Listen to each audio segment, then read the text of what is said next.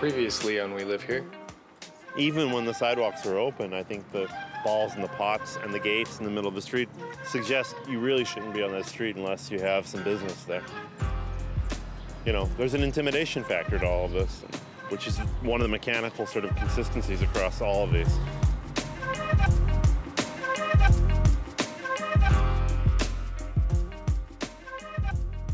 Hey, it's me, Tim. And me, Camille. And today's show is all about the G word. Gentrification. Which we often think of as happening in urban centers. But the truth is, for generations, there's been a slow turnover as cities expand into the suburbs and rural areas, which is what happened at Brentwood Promenade, a relatively affluent shopping center about 15 minutes outside the city of St. Louis. We sent producer Andrew Warschauer out there on a busy Sunday afternoon to ask shoppers if they knew what was there before the Target and Trader Joe's. No, I don't. I don't. No, not off the top of my head. One shopper, Joan, knew a little bit more. There used to be houses here when I first moved to St. Louis. And she's right. This used to be a neighborhood called Evans Howard. For 90 years, it was home to middle-class African-American families centered around the Evans Howard Fire Brick Company. We were like one big family. You know, if something happened, we were all in it together. Olivette Thompson grew up in Evans Howard. She shared memories of her old neighborhood on St. Louis on the Air, St. Louis Public Radio's daily talk show. I've cried many a tears along with most of my other neighbors at some point of breaking up the neighborhood. All that's left now is a plaque near a liquor store in the back of the plaza. It reads, commemorating Evans Howard Place, 1907 to 1997 by the city of Brentwood. But you have to fight to get the rock now. Don't think you get the rock easily. Dr. John Wright has been documenting the stories and places of St. Louis's African-American communities for decades. He says that small rock is a victory in a country that often wants to forget its own history. You know, if you don't know where you've been, it's hard to predict where you're going to end up. And you need to know your past in order to kind of work with the future, for the future.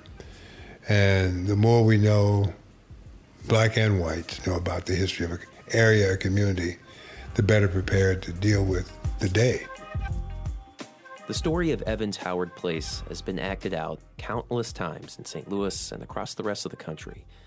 If you're from around the region, you might know about the Mill Creek Valley, a huge section of downtown that held roughly 20,000, mostly black residents after World War II, but was demolished in the 1950s. Or Laclede Town, a housing development that gave rise to famous artists and was a beacon of integration in a divided city. But it too was demolished in the 80s. And the land that it sat on is now mostly controlled by St. Louis University. And then there's Meacham Park, a thriving middle-class black community that was controversially absorbed into the suburb of Kirkwood in the early 90s. And this list, it just goes on and on. What happened to those communities? You know, they're fastly disappearing. And many of them, like Robertson, Missouri, is under the runway now of the airport. Gone. Don't even talk about it's gone. Downtown St. Louis, there was a plaque where a colored woman by the name of Esther had the first land grant from Spain. The plaque's gone. I mean, the plaque has disappeared. Today's episode is about a historic black community that's fighting right now to avoid the same fate, to hang on to their land, their history, and their future. And even if you're from the St. Louis area, you may not have heard of it. Its name is Westland Acres, and we're going to tell you its story. From St. Louis Public Radio and PRX, this is We Live Here, a show for people somewhere on the woke spectrum.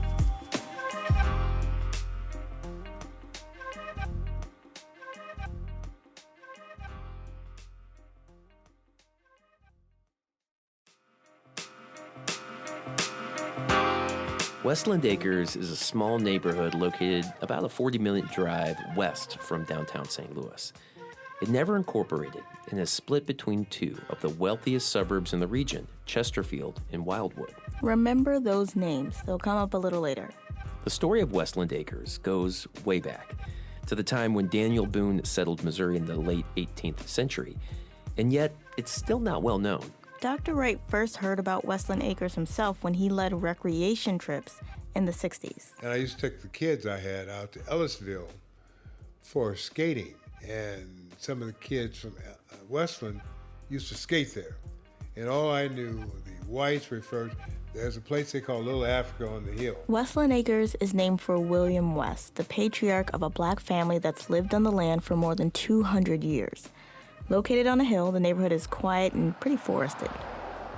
Church Road, the only way in and out of the neighborhood, is a little under a mile long. There's no grand entrance, no sidewalks, and the houses look different from the freshly constructed McMansions in nearby subdivisions. And while the ranch and split-level homes built in the 50s and 60s have seen better days, they're cared for and well-maintained by longtime residents.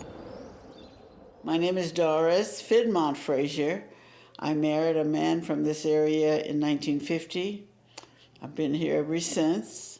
At 87 years old, she's still living in the house that she and her late husband, Cliff Frazier, built. Cliff was the great-grandson of William West. William West was brought here by his slave owner, Lawrence Long. Records for this time, and especially records of those kept in slavery, are almost non-existent.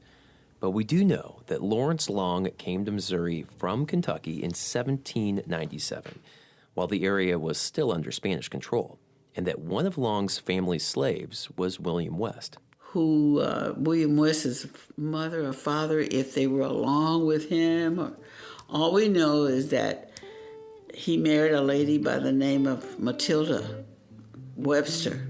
We've been searching and searching, but we have not found out. So we just go back to William West and Lawrence Long.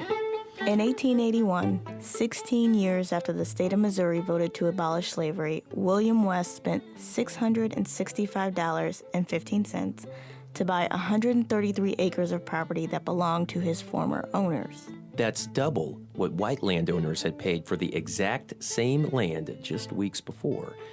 Doris says, despite the inflated cost, William West saw this land as the start of his family's legacy. And I just think it was so incredible that he was thinking this way. No education, couldn't read, probably couldn't write, but had that intuition that he could do great things. So.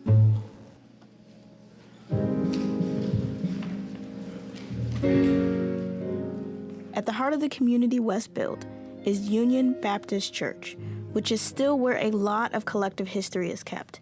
It was formed officially in 1921. But actually it started before then because they were meeting in homes and having prayer meetings in the brush harbors and what have you. Union Baptist Church can trace its roots back to 1841, when white settlers founded Antioch Baptist Church a mile away. They treated the slaves like slaves, let them come to church, but they couldn't participate. Even after emancipation, voting rights at Antioch were limited to the freeborn members, and slaves weren't allowed to worship with whites. In time, the former slaves and their families set up churches of their own. And by the 1950s, Westland Acres had a significant population. Oh, gosh. I counted up the other day. I know I said at least 40 families. Over 100 community members, at almost probably like 200. That's Doris's daughter, Christy Murdoch, who grew up in Westland Acres. We had butchers in the community. We had a little store. We had our church. Since 1950, when I came out here, it has been my goal for betterment. I like progress. That's why I've been fighting so. I fought with the school board. I fought with the cities. And her work has led to two big victories. The first was education.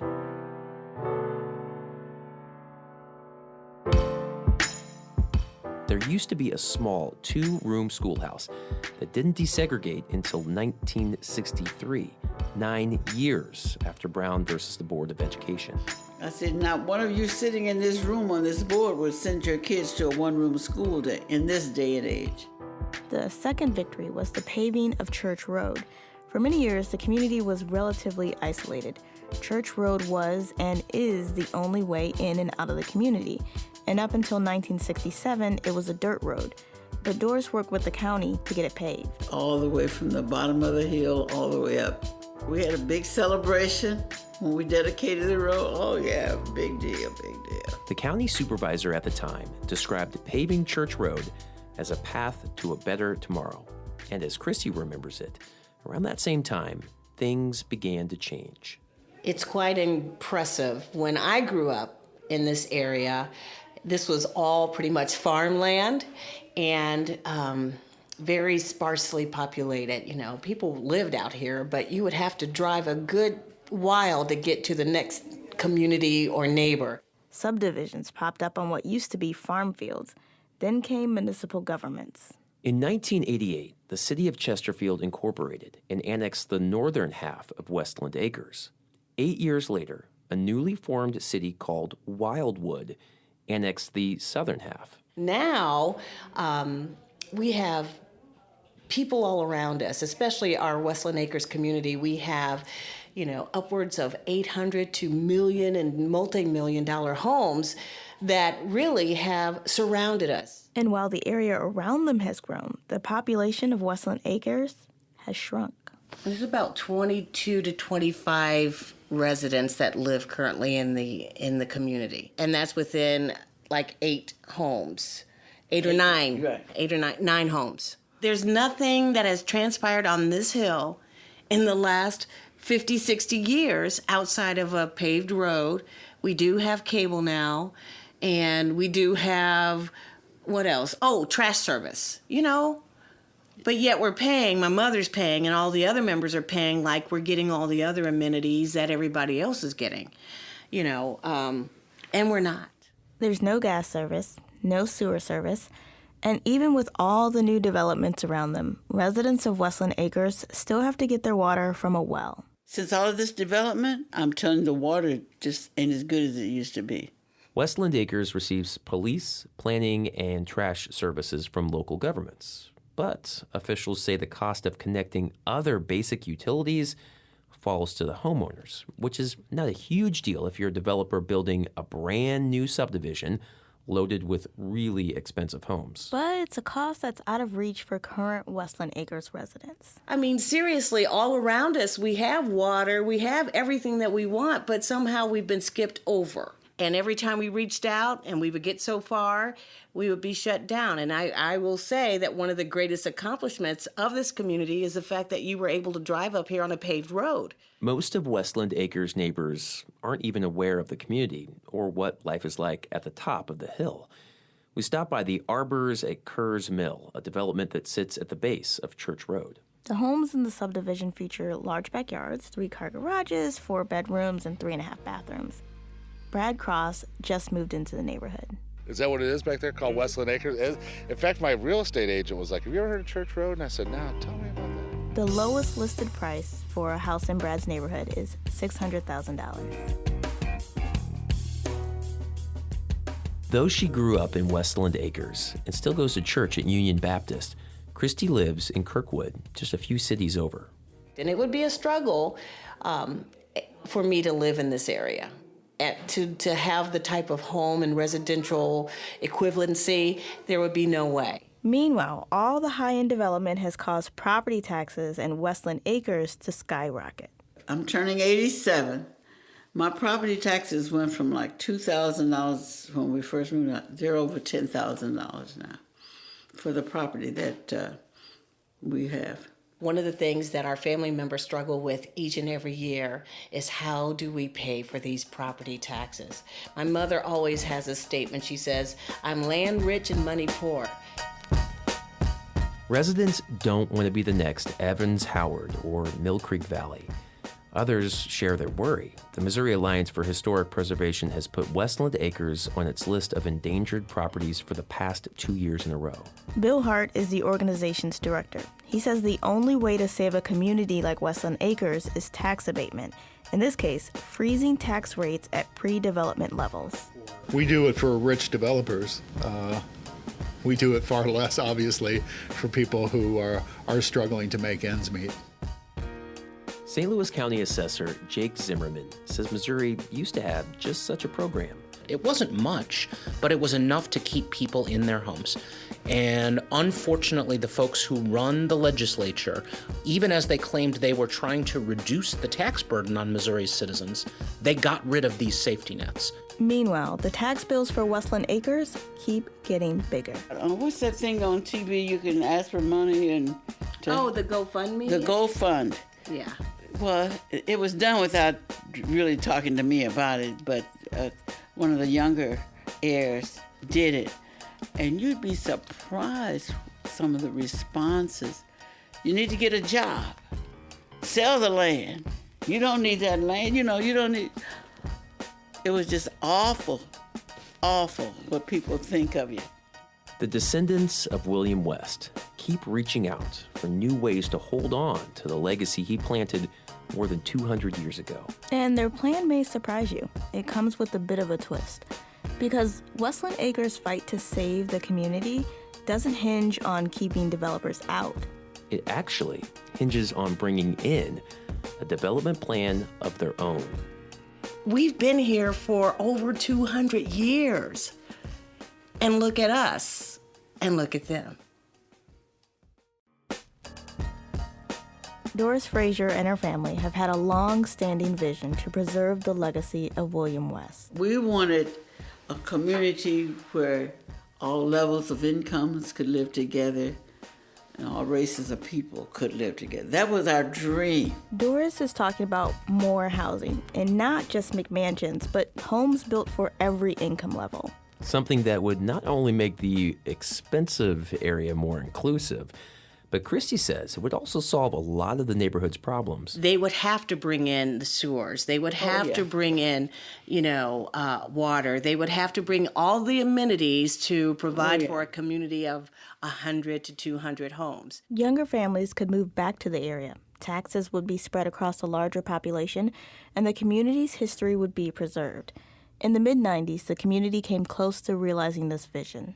The city of Chesterfield and St. Louis County completed a study on the neighborhood, and according to officials, up to 200 affordable homes could be built on 1 acre, half-acre, and quarter-acre lots. The mix of single-family houses, townhomes, and apartments was exactly what the Westland Acres residents wanted.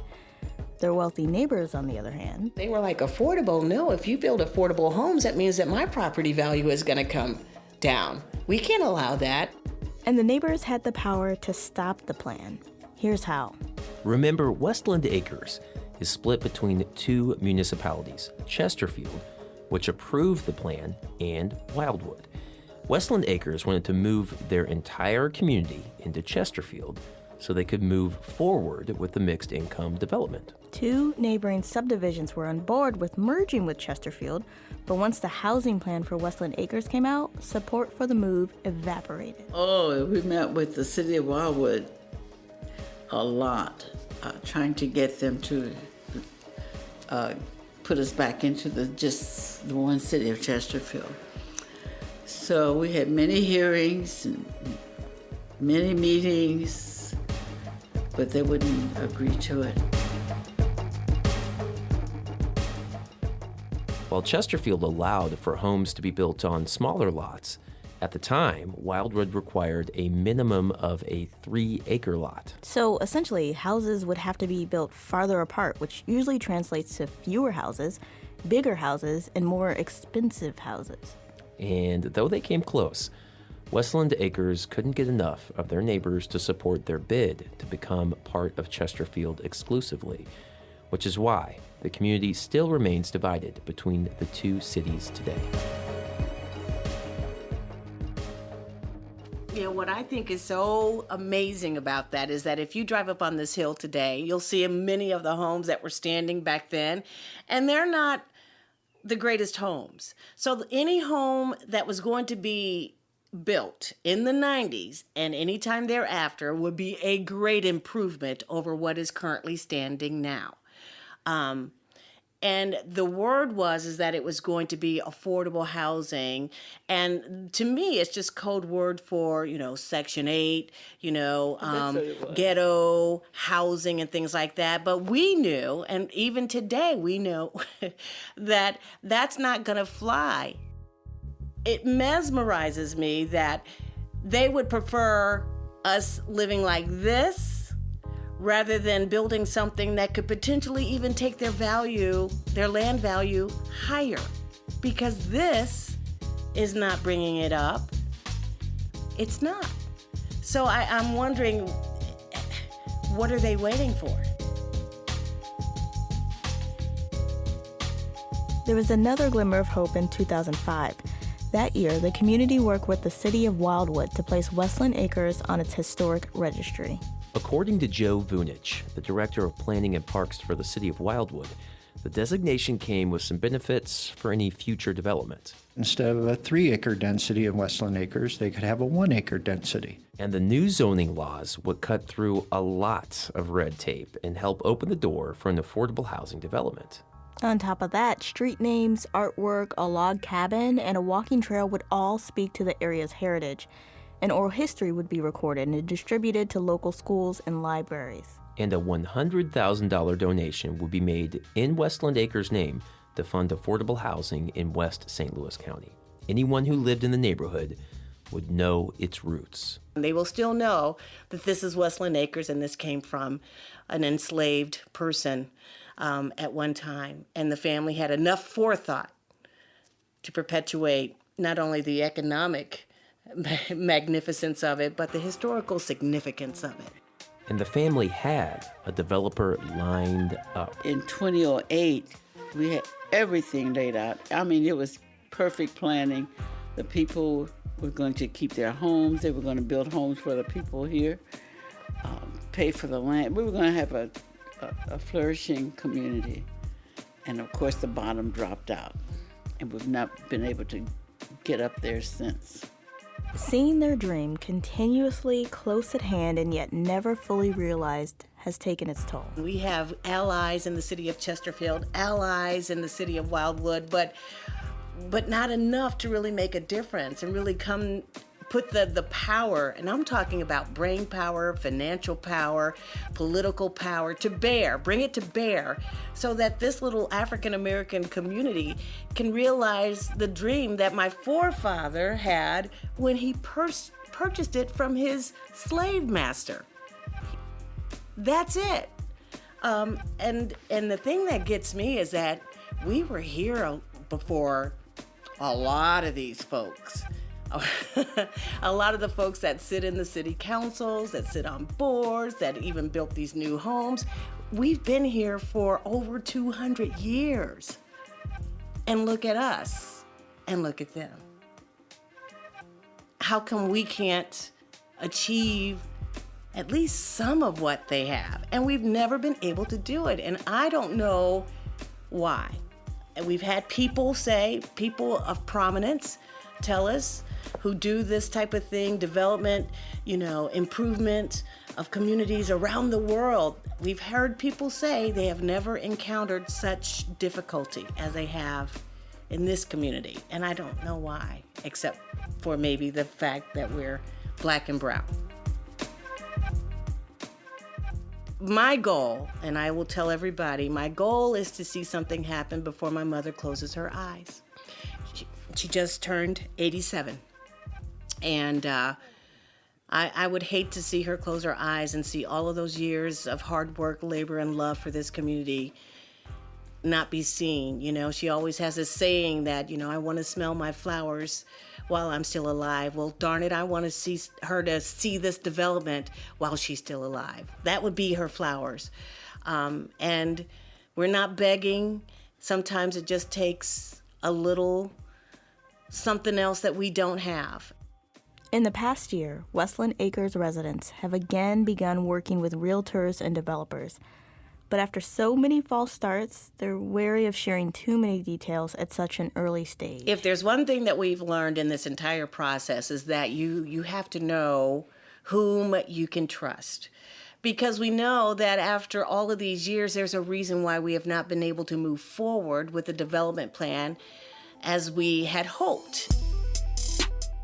So we have learned to hold our tongues, especially until we know something concrete is going to happen. And this is the same case because we don't know how it might impact the future plans. So we're very hopeful, we're very optimistic, and we are open to any ideas, but we just don't have any real concrete information to share at this time. We Live Here is produced by me, Tim Lloyd. And me, Camille Stanley. Alana Sistrunk is our associate producer. And Robert Peterson is our boss. He's the program director here at St. Louis Public Radio. And before we go, we should say a very special shout out to Andrew. He is the producer you heard at the top of this show. He's the one who went out to Brentwood, and he's actually the guy who pitched us this story in the first place. Absolutely. Great job, Andrew. Bravo. And from St. Louis Public Radio and PRX, this is We Live Here.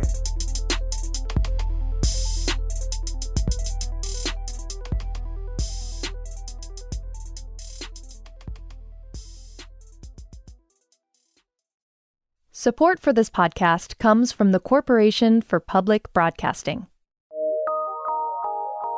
From PRX.